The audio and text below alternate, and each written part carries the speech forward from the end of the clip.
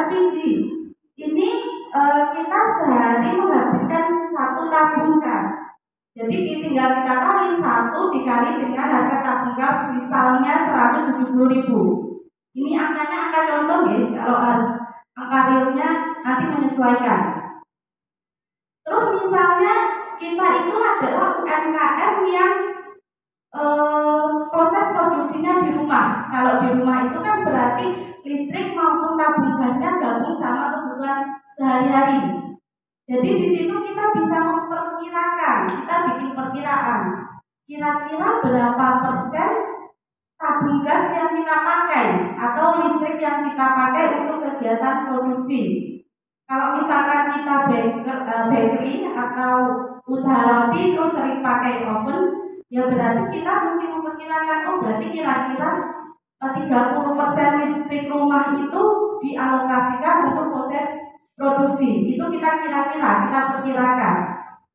Nah, Umpio ini ternyata perkiraannya listrik yang terpakai untuk proses goreng-goreng dan produksi itu 40%. 40% dari total tagihan listrik. Kita hitung berarti 40% dikali dengan tagihan listriknya misalnya per bulan 500.000. Kemudian karena ini proses produksinya itu setiap hari, berarti 40% dikali tagihan listrik setiap bulan 500.000 dibagi dengan 30 hari. Jadi biaya listrik yang kita gunakan untuk setiap proses produksi adalah 6.700. Sampai sini paham? Jadi kita perkirakan berapa biaya yang kita keluarkan untuk BOP variabel. Paham ya? Ternyata BOP variabel kita adalah 259.700. Lanjut, tadi apa selanjutnya setelah BOP variabel? BOP tetap ya. Nah, sekarang kita identifikasi BOP tetap kita itu apa aja. Oh, ternyata BOP tetap kita ada biaya sewa, kemudian biaya iklan, tenaga kerja tidak langsung atau tenaga kerja yang tidak terlibat dalam proses produksi, dan juga ada penyusutan peralatan. Ini adalah biaya yang termasuk dalam BOP tetap kita. Sekarang kita hitung. Ini ada biaya sewa. Misalnya sewa itu 1 tahun bayarnya 5 juta. Nah, karena kita melakukan proses produksinya itu sehari sekali, ya kita bagi dulu 5 juta dibagi 12 bulan, itu sama dengan 416.000 per bulan. Kemudian kita hitung per produksinya. Ternyata jatuhnya 13.889 per hari atau per produksi. Sama, kemudian ada biaya iklan. Misalnya kita sewa billboard, spanduk atau billboard di depan ruko.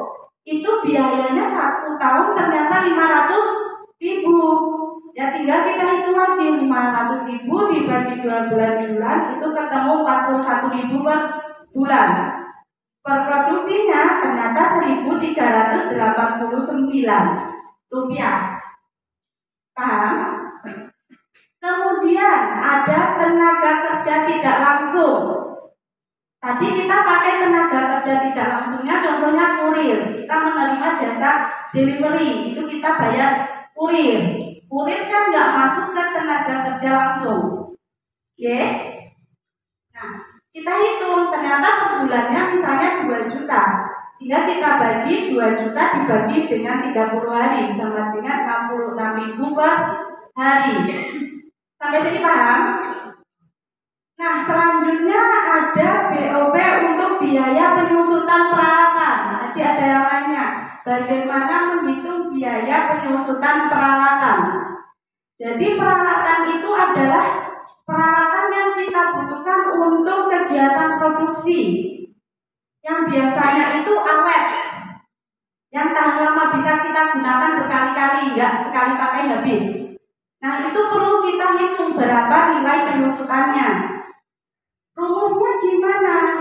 Rumus dari biaya penyusutan peralatan peralatan itu adalah biaya perolehan.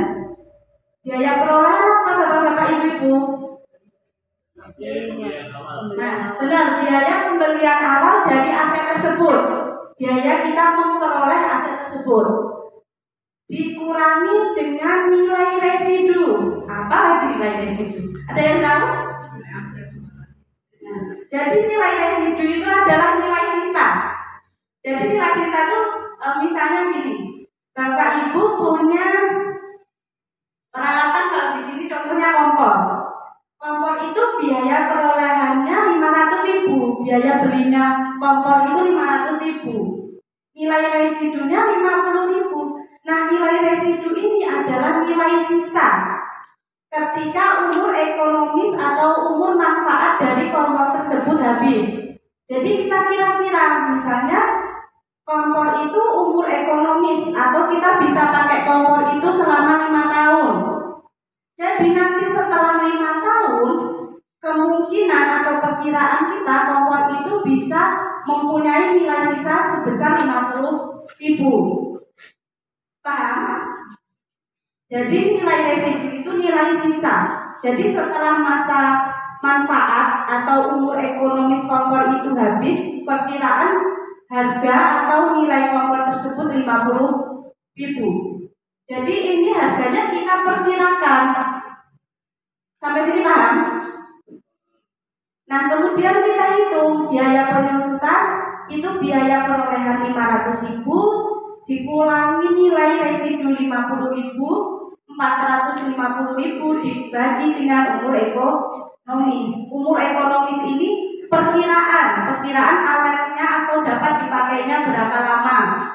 Oh, kira-kira kompor itu nanti setelah 5 tahun kayaknya macet deh, apa perlu ganti. Jadi kita perkirakan berapa umur ekonomisnya. Nah, ini ada biaya perolehan dikurangi nilai residu dibagi dengan umur ekonomis. 450.000 dibagi 60 bulan sama dengan 7.500 per bulan. Nah, kemudian 7.500 per bulan ini kita bagi untuk sekali produksi. 7.500 dibagi 30. Jadi setiap produksi ternyata biaya kompor kita atau biaya aset kita adalah 250 rupiah. Paham? Nah, selanjutnya kita identifikasi lagi apa aja toh aset kita untuk kegiatan produksi. Ada kompor, ada di sini ada wajan jumbo, ada ember jumbo, papan penjemuran, dandang jumbo dengan perkiraan umur ekonomisnya 5 tahun. Misalnya nanti ember itu setelah 5 tahun kayaknya bolong deh, berarti umur ekonomisnya kira-kira 5 tahun. Kalau misalnya lebih juga nggak apa-apa, ini perkiraan aja. Kalau 50.000 ini juga perkiraan. Oh, kira-kira nanti 5 tahun kayaknya masih ada nilai atau masih laku 50.000 deh. Perkiraan aja. Sampai sini paham? Nah, jadi Bapak Ibu selain menghitung BOP variabel juga harus menghitung BOP tetap. Selanjutnya ternyata ada peralatan lagi, ada pisau, telengan dan lain sebagainya. Setelah itu kita totalkan berapa biaya penyusutan peralatan per produksi. Ada 1.618 rupiah per produksi. Sampai sini paham? Jadi semua peralatan itu kita hitung penyusutannya. Rumusnya apa? Biaya perolehan dikurangi nilai residu dibagi umur ekonomis. Jadi ini biaya perolehan dikurangi nilai residu dibagi dengan umur ekonomis. Sampai sini paham? Nah, sekarang kita jumlahkan apa aja tadi BOP tetapnya. Ada biaya sewa, ada biaya iklan, gaji tenaga kerja tidak langsung, dan juga penyusutan. Oh, ternyata total BOP tetapnya adalah 83.563 rupiah. Yang terdiri dari tadi ya, biaya sewa, iklan, gaji, dan penyusutan. Sampai sini paham? Nah, berarti sekarang kan kita sudah tahu berapa aja biaya bahan baku langsung, tenaga kerja langsung, kemudian BOP variabel dan BOP tetap. Itu adalah perhitungan untuk full costing, seluruh biaya produksi diperhitungkan. Paham? Nah, sekarang kita jumlahkan. Oh, ternyata biaya bahan baku langsungnya tadi 1.100.000. Biaya tenaga kerja langsungnya 300.000, BOP variabelnya 259.700, BOP tetapnya 83.563. Jadi total harga pokok produksinya adalah 1.743.263 rupiah. Ini adalah total biaya atau seluruh biaya yang kita keluarkan untuk proses produksi. Paham? Nah, ternyata Bapak Ibu pengennya dapat untungnya 30% dari HPP. Jadi 30% itu kita kalikan harga pokok produksi.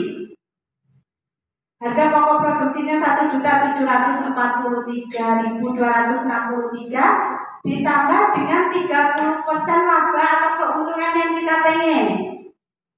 Itu adalah 522.979 rupiah.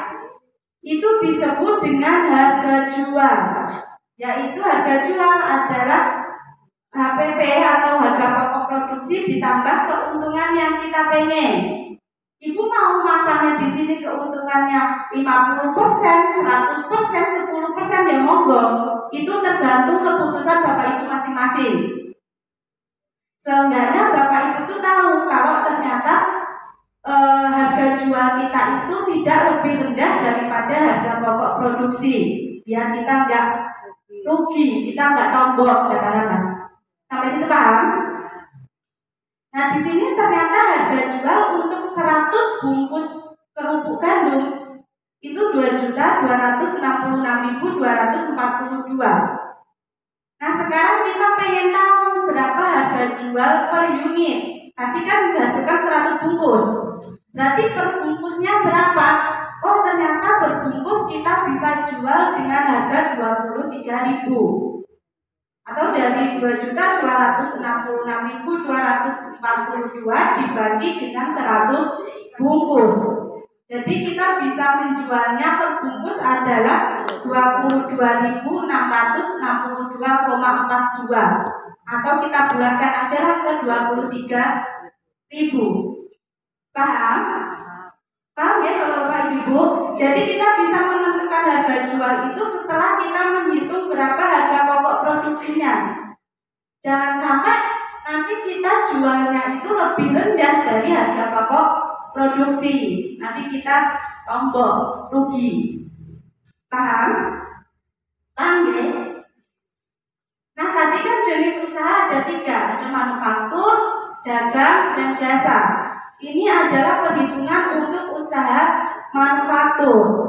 Sekarang kita belajar untuk usaha dagang. Dagang itu apa? Usaha dagang itu kita menjual barang. Kita nggak mengubah barangnya, kita jual aja. Rumusnya menghitung HPP gimana? Persediaan awal ditambah pembelian bersih dikurangi dengan persediaan akhir. Nah, di mana untuk menghitung HPP usaha dagang itu ada 2 metode lagi. Kalau tadi kan full costing dan variable costing kalau manufaktur. Kalau misalkan usaha dagang juga ada 2 metode, perpetual dan periodik. Langsung singkatnya ya, kalau perpetual itu seluruh pembelian dan penjualan itu berpengaruh ke akun persediaan. Kalau periodik itu kita perlu mencatatnya di pembelian penjualan. Ini sebenarnya lebih ribet karena kita perlu jurnal. Bapak Ibu kan nggak perlu jurnal, nanti ribet. Nah, sekarang kita ke perhitungan perpetual aja. Jadi semua pembelian itu ngaruhnya ke persediaan. Sampai sini paham ya? Kita ke latihan dulu. Sebelum kita ke latihan, Untuk memudahkan perhitungan HPP metode perpetual, kita dapat menggunakan kartu persediaan. Jadi ini kartu persediaan dapat kita gunakan untuk menghitung HPP usaha dagang. Ada tanggal, nomor bukti, persediaan masuk itu berasal dari pembelian. Kemudian persediaan keluar itu berarti kita menjual produk, penjualan, dan saldo persediaan kita. Di mana untuk harga unit dari persediaan keluar itu diperoleh dari harga beli produknya, harga perolehan atau biaya perolehan produk. Kita ke contoh soal langsung. Di sini diketahui Unpio itu mempunyai sebuah counter menggunakan metode perpetual FIFO. Apalagi perpetual FIFO? Perpetual FIFO itu artinya first in, first out. Jadi misalnya saya punya usaha keripik. Di tanggal 1 saya beli keripik itu sebesar 100 bungkus keripik di tanggal 1. Kemudian di tanggal 10 saya beli lagi keripik 200 bungkus. Yang saya jual yang mana dulu? Yang pertama, yang pembelian di tanggal 1. Setelah pembelian tanggal 1 habis, baru saya pakai yang di tanggal 10. Itu namanya first in, first out. Paham ya? Nah, di tanggal 2 Juli, persediaan awal tanggal 1 Juli, itu Unpio mempunyai HP Samsung sebanyak 10 unit, di mana masing-masing unit harganya 2 juta. Kita masukkan ke kartu persediaan.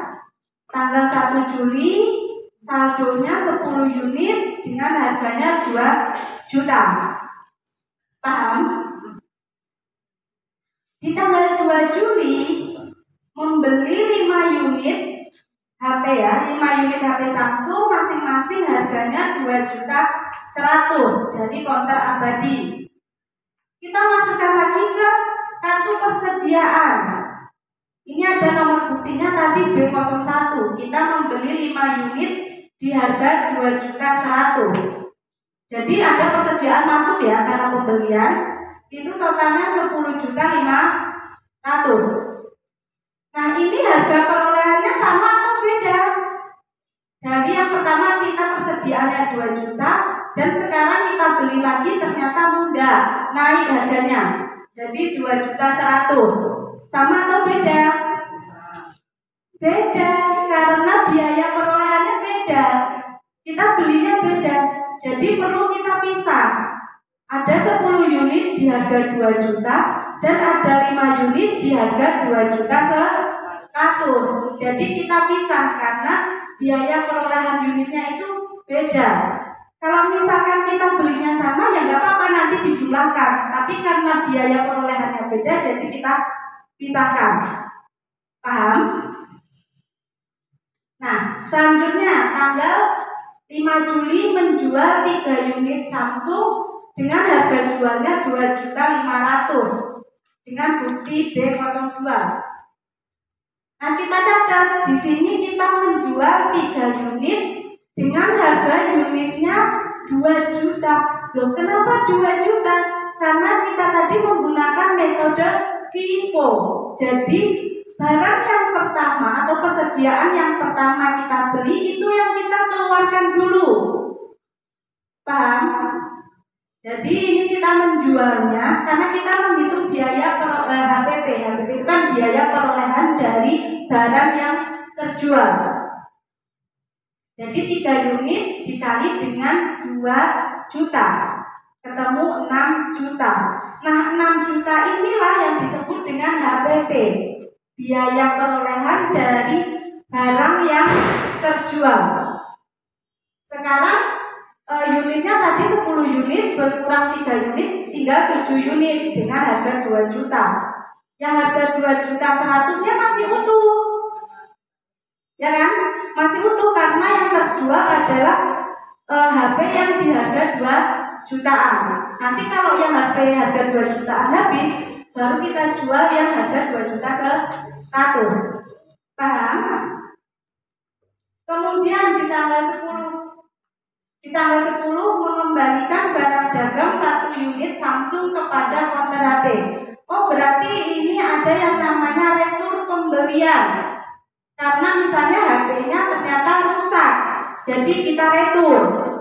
Kita catat lagi, ada retur pembelian. Tadi kita belinya harga 2.100.000. Berarti produk yang kita beli di harga 2.100.000 sekarang berkurang 1 karena kita balikin lagi. Semula kita beli 5, karena rusak kita balikin. Jadi sekarang di harga 2.100.000-nya tinggal 4. Paham? Nah, kemudian di tanggal 14 menjual 4 unit Samsung dengan harga 2.500.000. Kita jualnya 2.500.000. Tapi yang kita masukkan ke kartu persediaan itu adalah harga perolehannya atau harga belinya. Kita kulaannya berapa? Oh, kita kulaannya tadi di harga 2 juta. Tadi yang semula persediaannya kita 7 unit, karena sekarang terjual 4 unit, sekarang tinggal 3 unit yang harganya 2 jutaan. Sehingga totalnya 6 juta. Sedangkan yang di harga 2.100.000 itu masih tetap 4. Tinggal kita pindahkan aja, kita turunkan. 4 kali 2.100.000 sama dengan 8.400.000.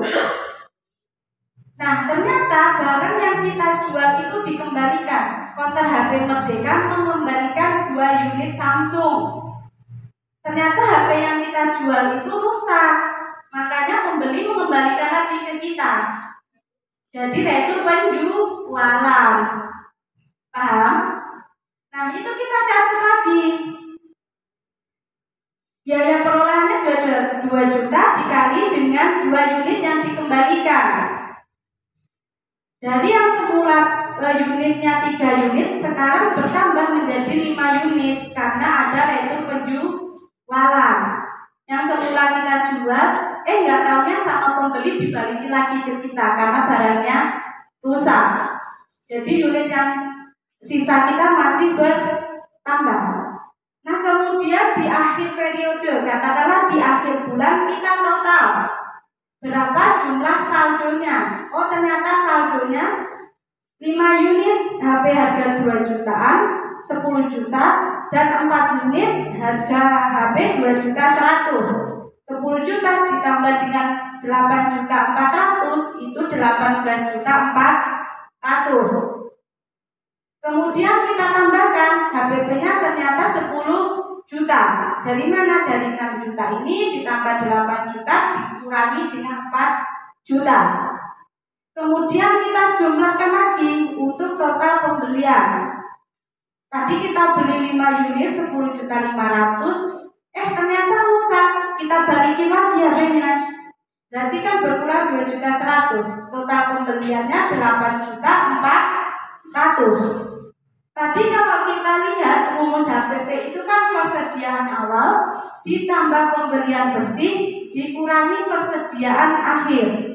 Jadi HPP kita selama bulan Juli, keseluruhan bulan Juli, tinggal kita masukkan persediaan awal tadi 20 juta ditambah pembelian bersihnya 8.400.000 dikurangi dengan persediaan akhir 18.400.000. HPP kita 10 juta. Jadi ini adalah biaya perolehan untuk barang yang kita jual selama bulan Juli 10 juta. Paham? Nah. Sekarang kita sekilas ya, ini sekilas tentang usaha jasa. Untuk ya.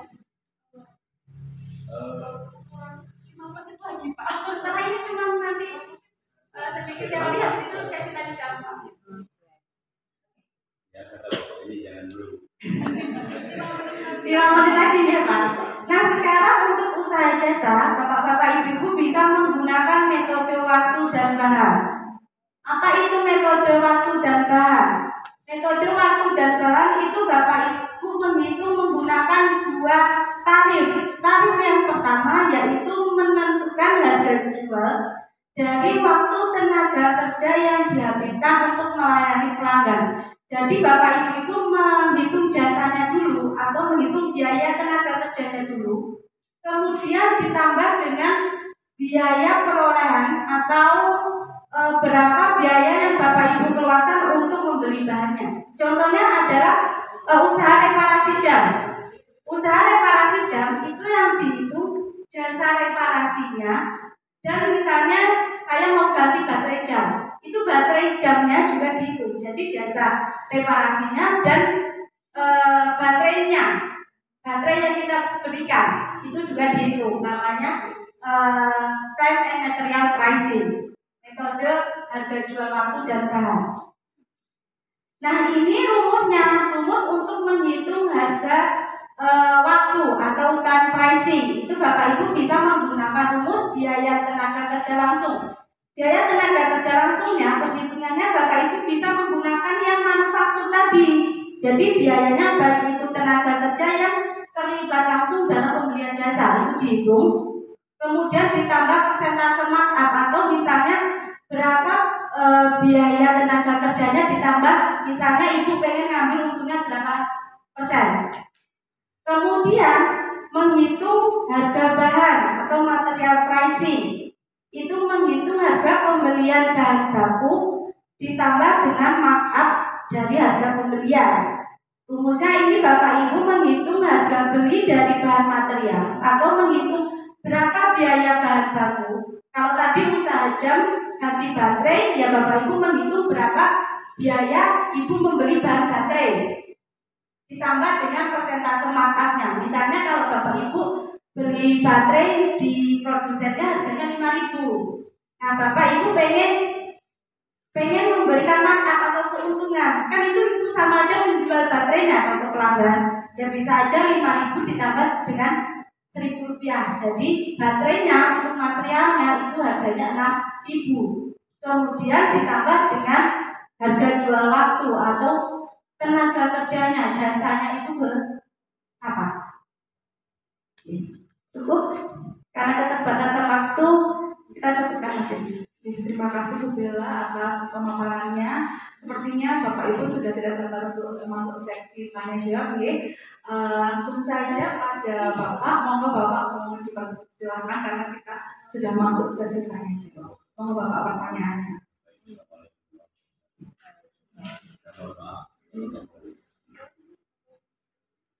Bu Bella, itu yang dagang tadi. Oh ya.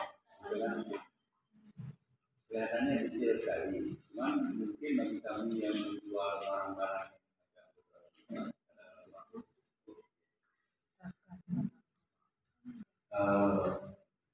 kita itu menjual beberapa jenis. Misalnya toko mungkin ada 30, 40 macam itu.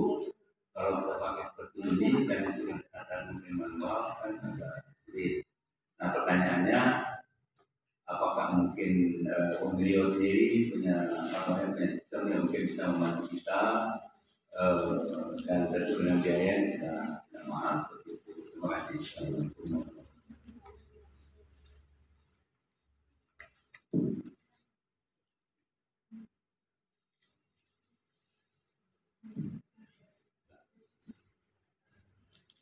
Oh ya Bapak, untuk mungkin katakanlah UMKM itu produknya yang dijual banyak, jadi yang dihitung itu banyak. Nah untuk aplikasi dari Undio itu belum ada Bapak, aplikasi yang dari Undio. Tapi kalau kita lihat di App Store sebenarnya ada beberapa aplikasi yang bisa mendukung UMKM untuk mencatat persediaan.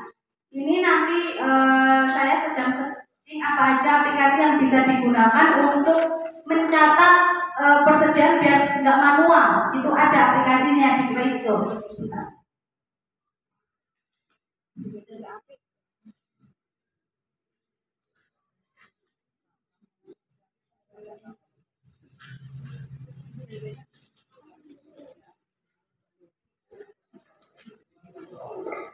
Mungkin menambahkan dari jawaban Bu Bella Bapak, Jadi memang kesulitan UMKM, IKM ya, terutama yang kita yang mengelola ya administrasi adalah keterbatasan waktu kita untuk mengelola, apalagi diminta bikin terus dia ada, sedangkan saya toko kita barangnya ada lebih dari 100 seperti itu.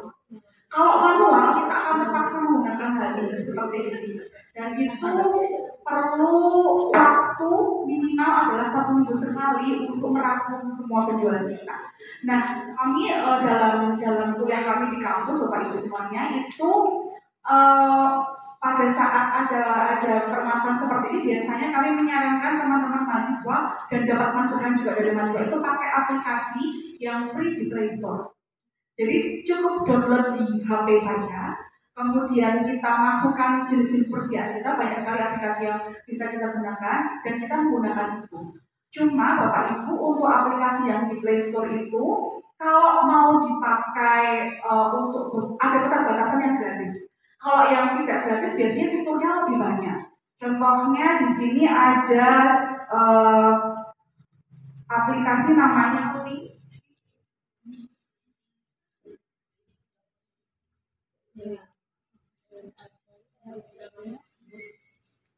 Contohnya ada aplikasi yang namanya Links, kemudian Stock and Inventory Simple dan lain sebagainya. Tapi bagaimana kalau kita nggak mampu menggunakan si aplikasi ini?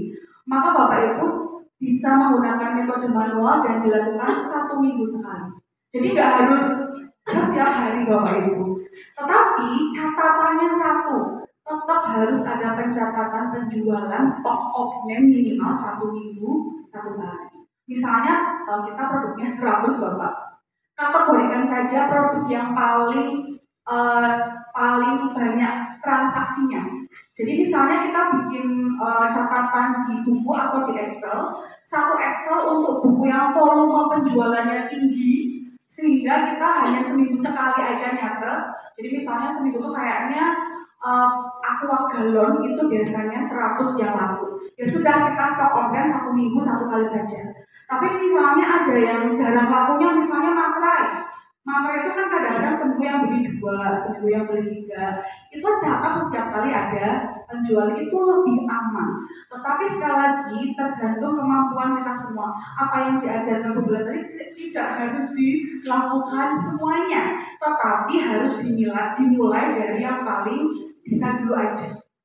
Dari yang paling bisa dulu aja. Jadi misalnya masih mau pakai manual menggunakan catatan seperti ini bisa, atau catatan sebenarnya Bapak Ibu bisa misalnya jumlah barang yang dibeli sama jumlah barang yang keluar, kemudian yang sering paling banyak laku dicatat seminggu sekali boleh, yang jarang laku dicatat setiap ada pembelian dan penjualan. Nah, solusinya Bapak Ibu adalah selain manual ini adalah menggunakan aplikasi di Play Store ataupun Apple itu gratis. Cara makainya juga di YouTube ada semua. Sekarang kita aplikasi apapun ada tutorialnya di YouTube. Dan banyak sekali aplikasi free dan gampang dan sederhana yang bisa kita lakukan. Cuma kalau Bapak Ibu tadi pesannya Pak Heri, misalnya saja mau leveling, mau naik gitu. Tidak ada salahnya investasi aplikasi yang kalau yang biasa dipakai di Jogja itu jurnal.id. Jurnal.id itu developernya kalau nggak salah dari Jogja dan dia sangat ramah UMKM. Nggak cuma masalah persediaan aja, nanti sampai jadi laporan keuangan dan muncul kewajiban pajak kalau saya nggak salah. Dulu saya pernah ikut pelatihannya jurnal.id dan harga sangat bisa disesuaikan dengan kebutuhan kita. Misalnya kita cuma mau investasi teknologi yang sebulan 100.000, ya dia akan memberikan fitur yang 100.000. Kita mau yang 1 juta, dia akan membuat fitur yang 1 juta. Kira-kira sementara itu jawaban kami Bapak. Kalau misalnya Bapak Ibu yang lain ada ide, mungkin bisa di atau Bapak ada feedback Pak. Kira-kira mau justru Bapak punya ide di apa? Tadi yang disampaikan ada yang dicatat real, ada juga yang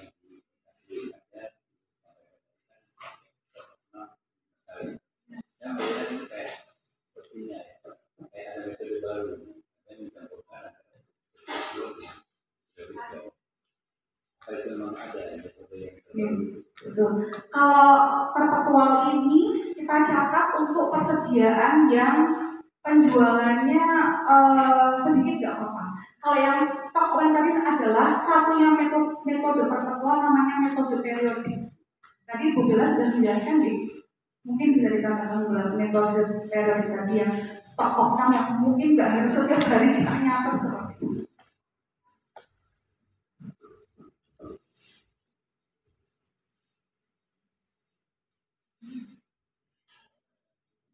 Nah ini ya Bapak Ibu, kalau metode perpetual itu setiap transaksi pembelian dan penjualan barang dagang dicatat ke akun persediaan. Jadi pembelian maupun penjualan tadi kita lihat itu dicatat di akun persediaan ini.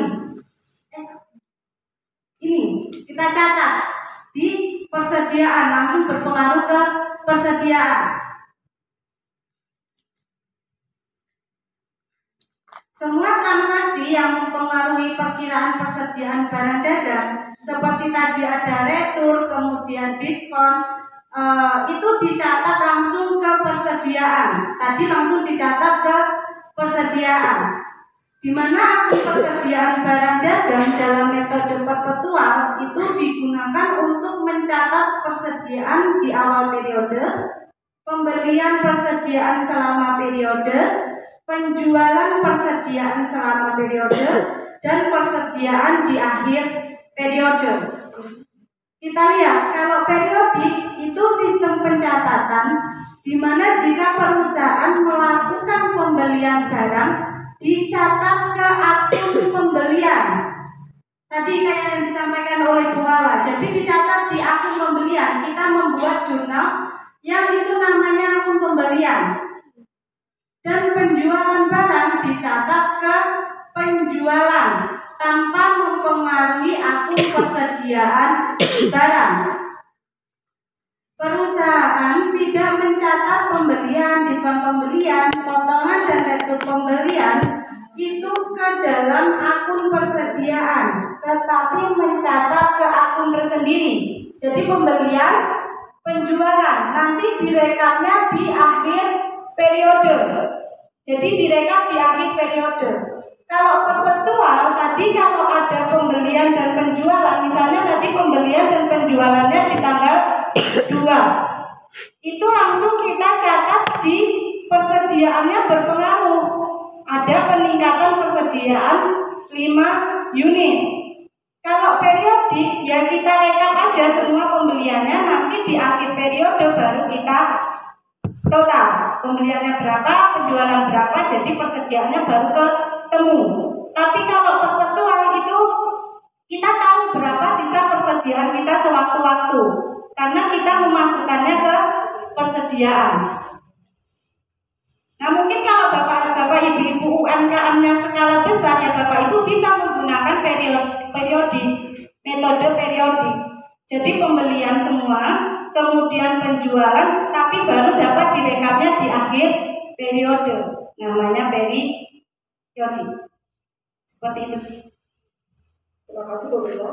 Bapak Ibu menyampaikan bahwa ini bukan pertemuan terakhir kita nih. Jadi nanti setiap mungkin 2 bulan atau 1 bulan sekali kami ada mentoring.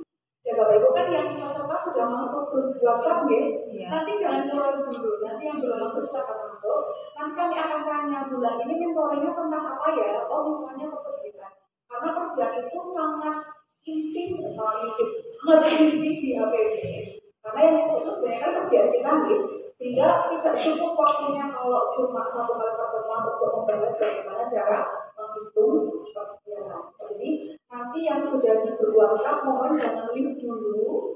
Nanti itu untuk berkomunikasi di mentoring selanjutnya. Jadi nanti kami akan tanya untuk bulan ini kita mentoring apa ya? Oh persediaan, oh itu pajak misalnya. Nanti kita akan jadwalkan sesuai dengan permintaan Bapak Ibu semua ya. Mungkin lokasinya nggak cuma di sini ya. Kami nanti atur Bapak Ibu rawat ke Unrio atau kita janjian di mana. Begitu Bapak, akuntan mungkin belum bisa menjawab semuanya, tetapi nanti kita akan sediakan langsung. Monggo pertanyaan selanjutnya. Apakah ada monggo?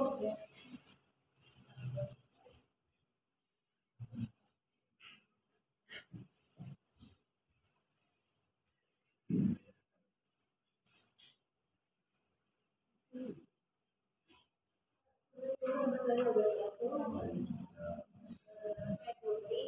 mau bertanya tentang biaya penyusutan perawatan. Di contoh itu kan penyusutan perawatan itu dari peralatan yang digunakan untuk proses produksi.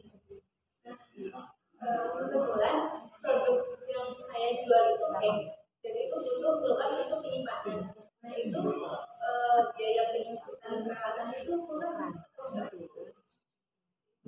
Lalu ada misal set freezer untuk penyimpanan bahan itu masuk ke biaya penyusutan perawatan atau tidak? Terima kasih Mbak Putri atas pertanyaannya. Nah, untuk kulkas dan freezer ya, freezer selama itu digunakan untuk kegiatan produksi tetap dihitung biaya penyusutannya. Kan itu digunakan untuk menyimpan bahan baku misalnya. Bahan bakunya digunakan untuk proses produksi. Dan Mbak Putri itu misalnya beli freezernya biaya perolehannya 10 juta misalnya. Mbak Putri itu bisa perkirakan, oh kira-kira itu freezernya itu umur ekonomisnya berapa. Misalnya bisa 10 tahun masih awet. Ya bisa dihitung nanti umur ekonomisnya berarti 10 tahun. Kemudian nilai residu, kalau misalnya nanti 10 tahun lagi kira-kira nilainya berapa ya freezernya. Kalau misalkan rusak atau kemungkinan gak ada nilainya ya gak apa-apa, nilai residunya 0. Nah selagi freezer dan juga kulkas itu terlibat dalam kegiatan produksi, lebih baik disusutkan. Sebaiknya malah seharusnya sih dihitung biaya penyusutan. Demikian. Satu pertanyaan lagi sebelum kita masuk ke sesi selanjutnya. Satu pertanyaan lagi, Bu Frida. Ada gambar mungkin dari Pak Puri terkait dengan pajak. Oh enggak. Oke. Sekali lagi apakah ada pertanyaan? Bu Frida mau nanya. Bu Frida kok nanya sih Bu?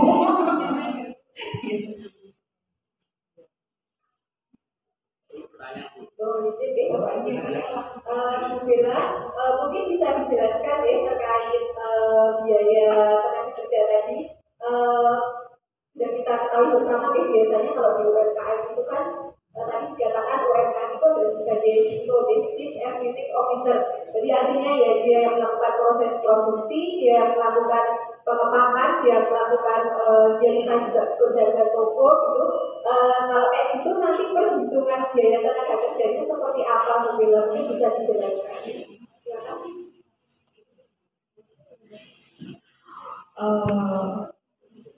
Berarti biaya sekarang begini, saya bantu Mbak Bella ya Mbak Frida.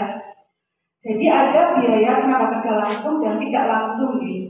Kalau biaya tenaga kerja langsung yang berhubungan dengan proses produksi atau penyediaan jasa, kalau penyediaan jasa itu misalnya laundry yang nyetrika itu berarti biaya tenaga kerja langsung itu harus dimasukkan ke dalam HPP. Kalau tidak, nanti masuk ke biaya administrasi. Misalnya ada kasir, maka itu tidak boleh dimasukkan ke dalam HPP, itu beda lagi.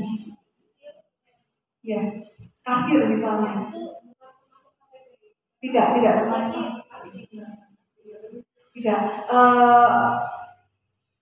Oke, kita beda pendapat. Saya selalu boleh beda pendapat.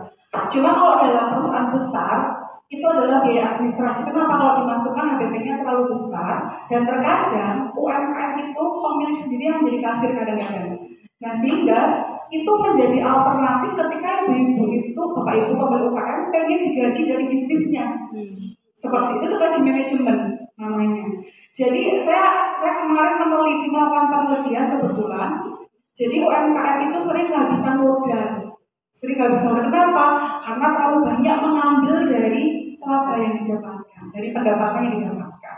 Kenapa ya? Karena kita hidup dari situ kan. Nah padahal untuk syarat UMKM atau bisnis kita itu sustainable atau berlangsung, modal kita harus terus berkembang. Karena kita tidak tahu apa yang akan terjadi di masa yang akan datang seperti itu. Sehingga kalau kita mau, pokoknya saya sebulan itu harus ada yang masuk ke saya sebagai pemilik UMKM, maka itu dihitung sebagai biaya manajemen. Itu. Atau kalau istilah akuntansi yang lebih PSAK standar banget namanya adalah withdraw prepaid. Prepaid itu berasal dari laba bersih yang dibagikan kepada pemilik bisnis. Sedangkan laba bersih tidak boleh semua dibagikan kepada pemilik bisnis. Sehingga pemilik bisnis kalau dia ikut bekerja di bisnis, maka dihitung sebagai biaya administrasi. Kasir, manajer, pemilik itu boleh, tapi itu setelah kita akan memperhitungkan HPP itu perjalanannya masih panjang banget. Karena ketika penjualan dikurangi HPP itu masih laba kotor atau yang tadi Pak Yeri sebut margin. Itu masih laba kotor, masih ada biaya yang akan kita kurangi untuk menghitung sampai ketemu laba bersih, termasuk biaya tenaga kerja tidak langsung, misalnya kasir, kurir, dan lain sebagainya. Seperti itu dari sisi perspektif akuntansi keuangan membela seperti itu. Tapi kalau dari sisi akuntansi biaya yang kita mau menyimpulkan semuanya, boleh pakai caranya membela. Tadi kan namanya full costing ya. Nah kalau yang menurut saya namanya adalah variable costing seperti itu. Jadi boleh memilih full costing seperti Bu Bella, semua dimasukkan saja. Saya udah capek gitu kan ya mengelola, nggak mau memilah-milah boleh. Tapi kalau mau Bapak Ibu mendapatkan informasi yang berbeda, karena masing-masing UMKM itu kan kebutuhan pengambilan keputusannya berbeda, sehingga informasi yang harus kita susun itu juga berbeda, itu bisa menyesuaikan. Kira-kira begitu Bu Frida, kalau dari saya mungkin Bu Bella mau menambahkan.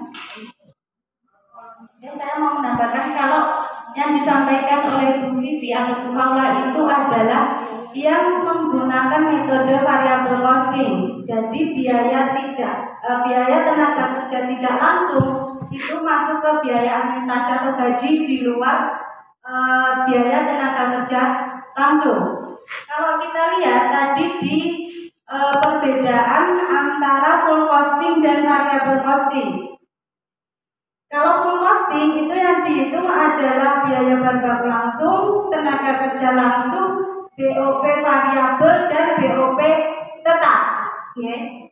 Kemudian kalau variabel costing itu yang dihitung hanya biaya yang bersifat variabel, yaitu bahan baku langsung, tenaga kerja langsung, dan BOP variabel. Tadi kan tenaga kerja tidak langsung itu kan masuk ke BOP tetap. Jadi sama aja, tetap sama-sama dihitung baik full costing maupun variable costing. Tapi kalau variable costing itu nanti masuknya ke biaya lain-lain selain HPP. Karena HPP komponen HPP di variable costing hanya biaya bahan baku langsung, tenaga kerja langsung, dan BOP variabel. Paham? Jadi sama-sama dihitung, tapi kalau tadi yang tenaga kerja tidak langsung itu masuknya selain HPP, karena HPP-nya yang dihitung menggunakan variable costing. Kalau yang full costing tenaga kerja tidak langsung itu masuknya ke BOP tetap. Jadi sama-sama dihitung baik itu full costing maupun variable costing. Tapi kalau variable costing HPP-nya tenaga kerja tidak langsungnya itu bukan komponen dari HPP. Ya. Demikian Bu Frida. Monggo Bapak tadi ada pertanyaan. Ya, terima kasih. Maaf, pertanyaan saya ada awal Ibu. Saya kan kalau Bu, bengkel saya itu bergerak dalam bidang macam-macam.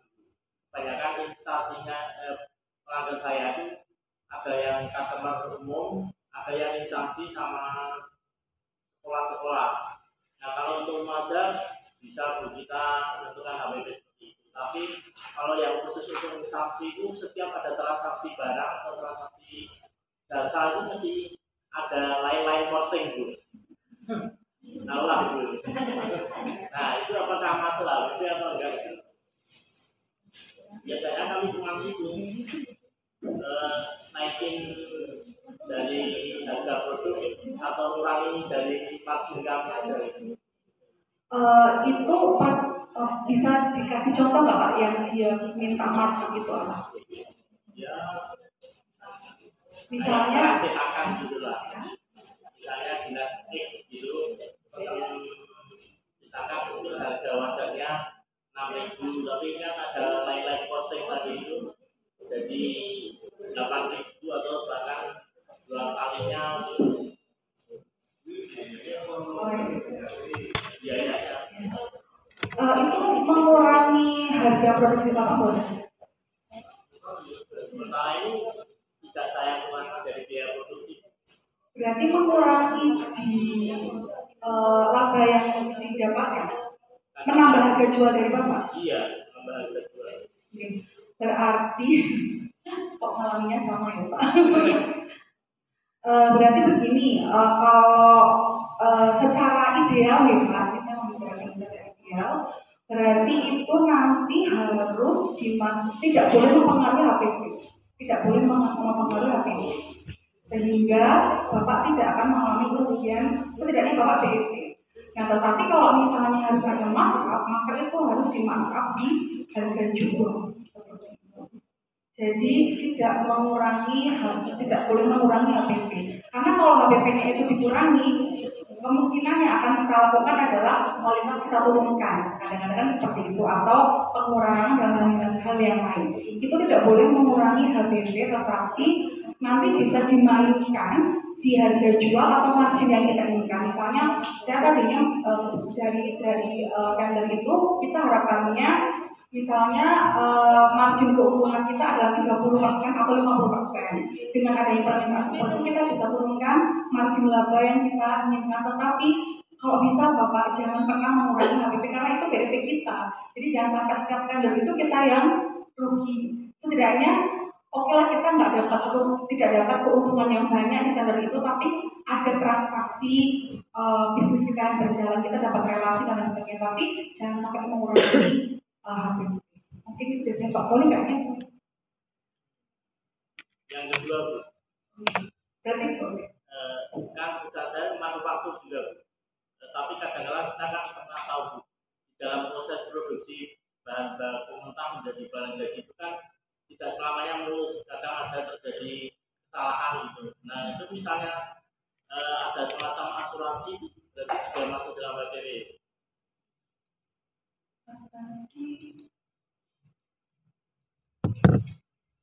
Asuransi. Jadi saya boleh bilang ini nggak sih Pak? Ini saya bikin ilustrasi sedikit ya. Slide saya kok.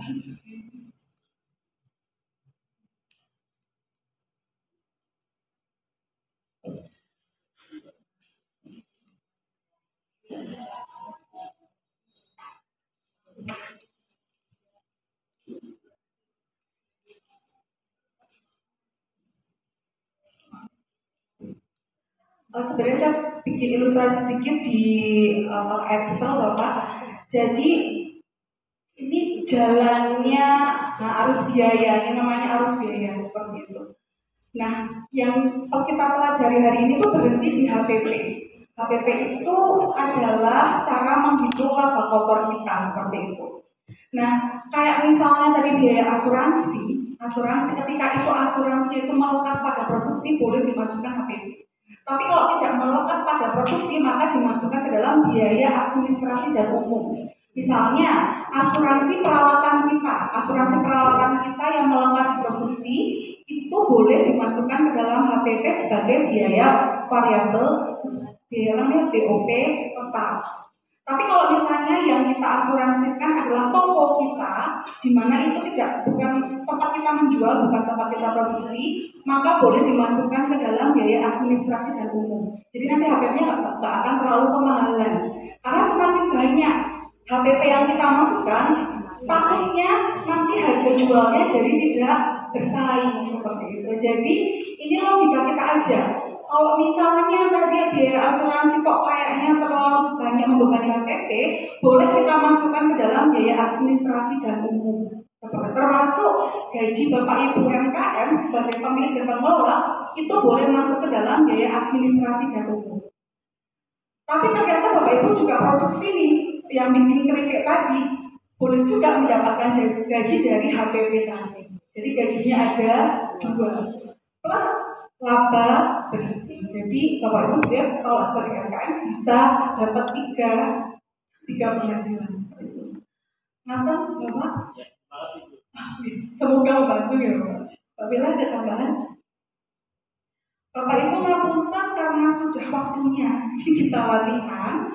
Kami mohon Bapak Ibu untuk bisa berlatih untuk menyusun HPP dulu saja seperti itu. Nah nanti ada kami para dosen, ada Pak Andre, Pak Poli, saya, Bu Bella dan Bu Frida yang akan mendampingi Bapak Ibu untuk sekarang menyusun kembali HPP. Kalau misalnya dari penjelasan Bu Bella nanti ada perubahan Bapak Ibu dalam pola menyusun HPP, nanti mohon dipresentasikan. Kalau tidak ada berarti Bapak Ibu bisa menyimpulkan sudah benar dalam menyusun HPP. Dan kami siap untuk membantu ya, belum tentu kami juga bisa sebenarnya dalam menyusun HPP. Tapi sekarang fokus penyusunannya adalah pada HPP saja. Ini kami lakukan untuk mengukur apakah metode yang tadi dijelaskan Bu Bella itu efektif dan efisien diterapkan di IKM. Kalau di perusahaan itu pasti jelas lebih rumit, tetapi kami mencoba membawa metode yang sederhana.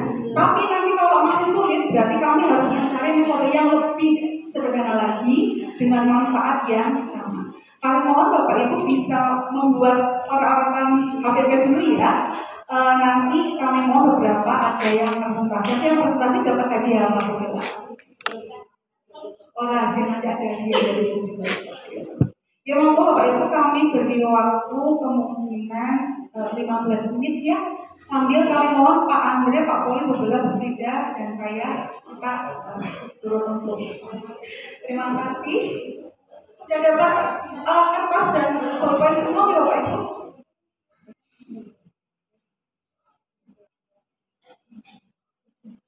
Materi sudah di-share di grup WhatsApp. Monggo kalau misalnya mau didownload.